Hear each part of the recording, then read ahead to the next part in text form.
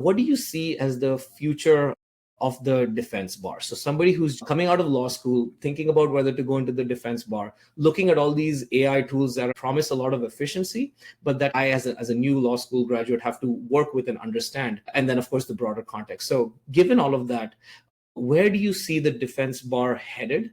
And how do you see these various factors that we're seeing today with technology and society and so forth playing into where the defense bar is headed?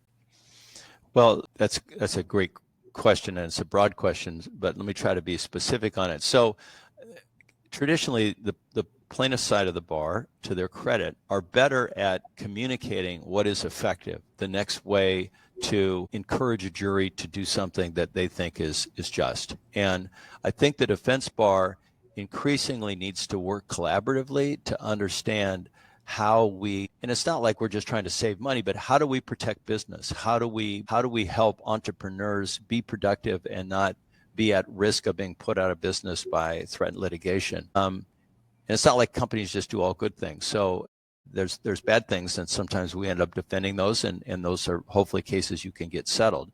But I think that there's some things that aren't going to change, that at the end of the day, it is a lawyer that has to stand up in front of an audience and be persuasive and be rational and be compassionate and be humble and be smart.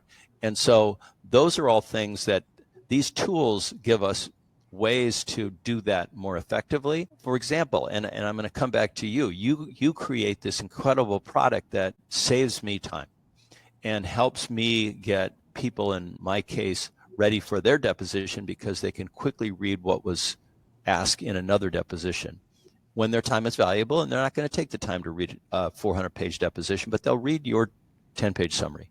And so I think technology is just going to continue to allow us to focus on the really important things that we have to be able to master, because it's going to become concentrated. And the reality, I think, is also that these technologies help people become better at persuasion if they used in a creative way.